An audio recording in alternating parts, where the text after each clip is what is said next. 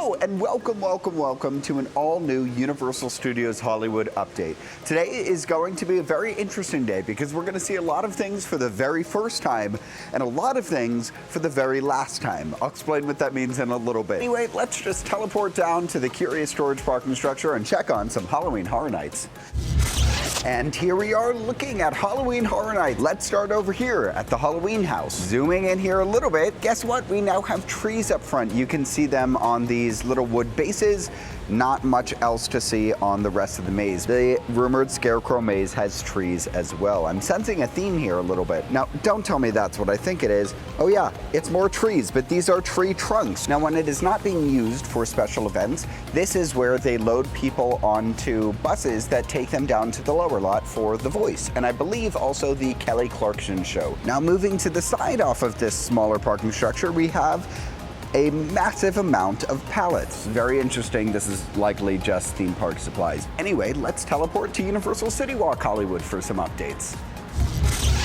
And here we are looking at the Twosome Chocolate Emporium and Savory Feast Kitchen, where after a couple weeks of stagnation, we have some new updates. So let's start with the obvious, which is the scaffolding now covers a lot more of the building, including the smokestacks off to the side. And not just that, but we now have these metal bars which are going up the side of the smokestack. Moving into the restaurant a little bit, not much to see here other than they have now torn up this entire section outside the restaurant. Moving up a little bit, we now have some green cladding on the outside that says USG on it, but we still have the Hard Rock door knockers and the Hard Rock fence outside the restaurant. Moving to the left a little bit, we have an update at the Universal Cinema, which is that Nope is coming into theaters this week. Don't worry, we will be back later in the week to check out the addition to the studio tour. But we have an advertisement for the addition to the studio tour right outside the front. Come ride through Jupiter's Claim at Universal Studios Hollywood, only on the world-famous studio tour beginning July 22nd. Speaking of Nope, we now have some new shirts in the studio store themed to Nope, right in the front next to some new Minions merch.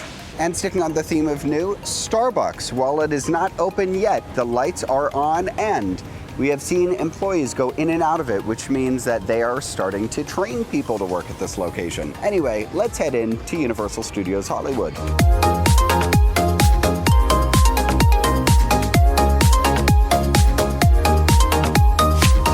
Our first one in the park. Now, they did something very interesting today, is instead of opening like 9, like the schedule said 2 weeks ago when I checked at the beginning of this month, they opened at 8.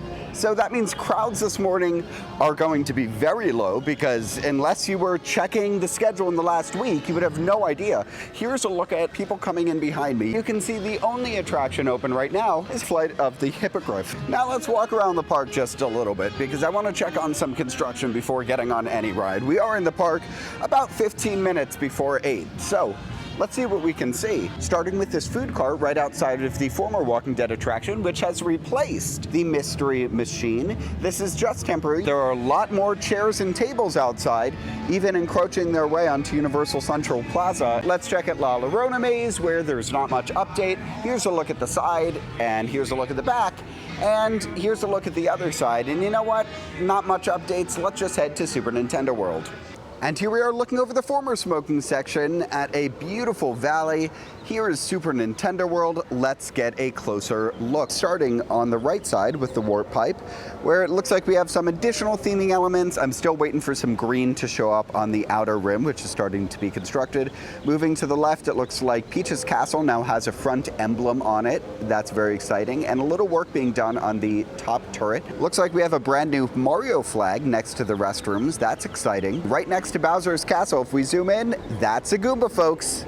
That is a Goomba. Now, it's probably going to be moving around a little bit, but that is the first character that we can see inside Super Nintendo World. Over here on Mount Beanpole, it looks like, I think that's a second Goomba right there on that platform kind of in the middle frame. Of course, we have that thwomp in front of Mount Beanpole. We'll see that from the Starway a little bit better. But other than that, not a crazy amount to see. We'll get a better look from the Starway. And as they say every time we leave the former smoking section, do not smoke, it kills you. Now, as we get closer to 8 a.m., I'm gonna do something I haven't done in at least 2 days, which is head inside the Wizarding World of Harry Potter. And of course, this is one of the advantages of getting to the park early, is you get to see streets that are usually crowded with thousands of people. You get to see them empty. For example, you can see a couple people here. Not one person over here. And having the Wizarding World of Harry Potter so empty and so open so early in the morning means you get your pictures. But speaking of, we are not going to head into Harry Potter and the Forbidden Journey first. We are going to do Flight of the Hippogriff. And of course, there is no line this early in the morning. Okay, that was pretty cool, just getting off Flight of the Hippogriff, and I got to go on twice. They offered me to go on a third time. This is the advantages, again, I keep saying, of getting here early, is I could have probably gone on that attraction 7 or 8 times this morning without express, sitting in the same seat. Anyway, let's head towards the studio tour because I want to check on just a couple things. Now, I'm doing something I have not done in a while, which is sit in the second car on the studio tour. Here's our brief glimpse at Super Nintendo World. Again, we'll get a much better look at this from the Starway. But heading down the hill a little bit more, it looks like our Memorial Day dinosaur is still out, but the fireworks are gone. Here's a look at the Creative Campus construction, which, as I say, keeps growing with every single week, which is very exciting. And here is our back look at Super Nintendo World. Now, somebody pointed out these clouds in this open area, which is lighting that was used in Yoshi's Adventure in Japan. Well, we are almost certainly not getting Yoshi's Adventure in Super Nintendo World in Hollywood, but it is very exciting that these clouds have been noticed. Great spot, guys. If you ever spot things in my videos, let me know. And while it looks like Super Nintendo World is closed up for today in the Mario Kart attraction, it does look like we can see a little bit more vertical construction inside of the rumored Killer Clowns from Outer Space maze. In fact, you can see a little bit of a tent peeking through the front, which looks to be a carnival tent, which is making me believe these rumors are correct. Now, this is exciting because we have not been on the backlot in a couple weeks because they've been filming Quantum Leap. I already noticed one change, which is here the brownstones on Brownstone Street appear to have been painted a little bit a new color. From what I remember, they all used to be different colors or slight variations of what they are now. Now, this section right here next to the Psycho House is already being prepped for Horror Nights. You can see some foliage inside, and they've also done some additional prepping outside of the Psycho House itself for Horror Nights, which is very exciting. Now, let's see if we get a good view of Jupiter's Claim from up here, the Nope set. But before even leaving the World of the World set, we have a brand new light here in front of Jupiter's Claim to let the studio tour guides know whether or not to leave the War of the World set. And here is our side look inside Jupiter's Claim. This is the last time a studio tour will pass around it. And it looks great. Already some wacky waveable inflating tube men outside. So later this week, it officially opens. In fact, you can see some speakers are being set up. This is likely for some opening night event. This doesn't really look permanent, which is why I'm thinking. Here you can see a slightly better look at those tube men. And here's our side view. And of course, while the side view is great, let's get our final view from the ET parking structure. You know what? Let's teleport there right now. Okay, and here we are at the top of the ET parking structure to look at the Nope set. Let's peer over the edge here, and this is our last aerial look because the Nope set is done. It is ready for public opening next week. This is what it looks like. If you guys want to see it in a future update, I'm happy to show you, but there's nothing more to look at. One thing I will note is next to the Nope set, I don't know if I've ever pointed this out, this giant concrete basin in the blue screen lake. And this definitely was not here when the Nope set started construction, but that blue screen lake has been used to film a lot of things. Now let's head back to the studio tour. And here's our side look at the rumored Scarecrow maze, and here's our side look at the rumored Halloween maze. I hope you all have a tramtastic day. I was kind of hoping for Nope to have a preview, but oh well, I guess I'm gonna have to come later in the week. Now, I think I'm gonna head to the lower lot. Let's start looking at Horror Nights, and not much progress outside Universal Monsters Legends Collide. This one was the first maze to be constructed, and the first one which appears to be completed. Looking a little bit south of Universal Universal Monsters Legends Collide is the rumored Killer Clowns from Outer Space maze, which of course we got a much better view of from the studio tour.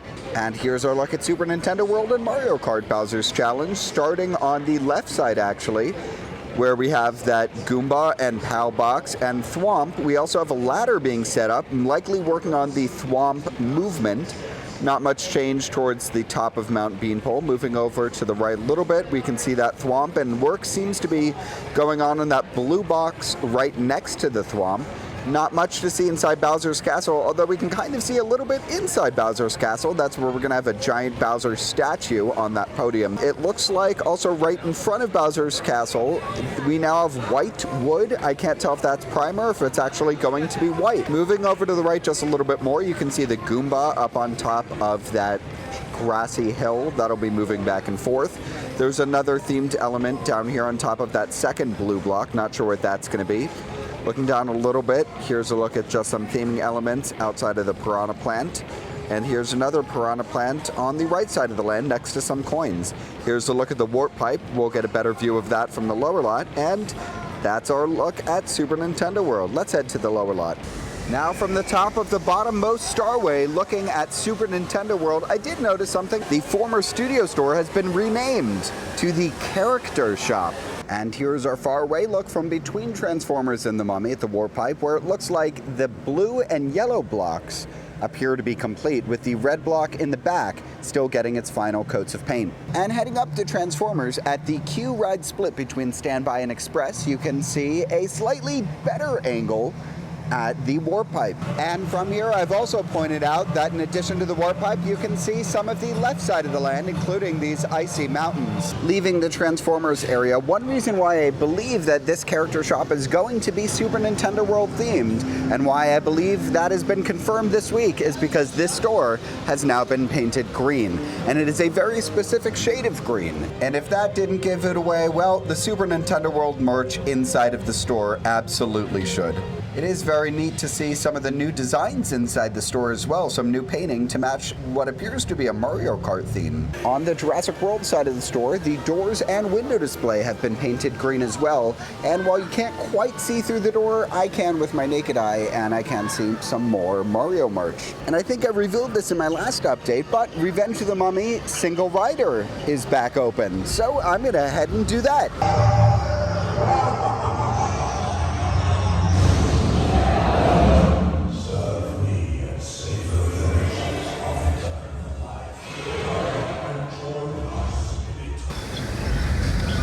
And at 9:30 a.m. from the base of Jurassic World, let's look at the studio directory to check on some wait times. Harry Potter and the Forbidden Journey, 25 minutes. Flight of the Hippogriff, 25. Ollivanders, 20. Studio Tour, 10. Secret Life Pets, only 5. Despicable Me is 25. Simpsons is 70. Kung Fu Panda is 15. Jurassic World The Ride is 25 minutes. Transformers is 20. Revenge of the Mummy is 35 minutes. Animal Actors, Waterworld, and Special Effects Show are not having their first shows until afternoon. And going to head into Secret Life Pets Off the Leash right now. Now I'm on the attraction. The first Easter egg is not the Minion, which is in the queue scene, which is pretty obvious. It's actually right here on the attraction at Village Electronics. So you can pose and do things for the dog to do. But if you duck down in your seat and hide your head, this is what happens. It kind of sticks its butt in the air. I'm glad to see the kitten is working again. Last time I was on, it was not moving forward and back.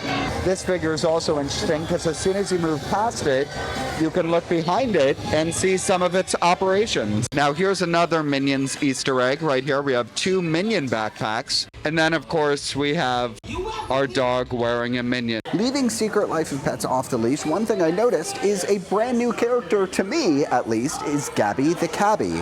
Outside of her taxi cab, right next to where the characters come out, outside the animation studio store.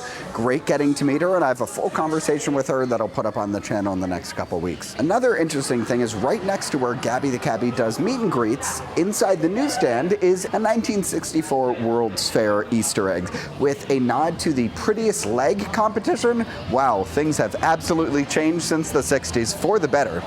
Here's our look at Waterworld, where I did see Waterworld just a couple days ago, and I didn't notice anything from the express queue. That's because all of it is boarded up. We are likely still going to have the entrance to the maze on that side, with the exit being this side. I guess we'll have to wait a couple months to figure it out. This is going to be the Blumhouse maze, featuring Freaky and the Black Phone. And apart from these brand new lanyards inside the Super Nintendo World section of the studio tour, that's about all the updates we have for this week. So thank you so much for watching this one. I'll see you guys in the next one.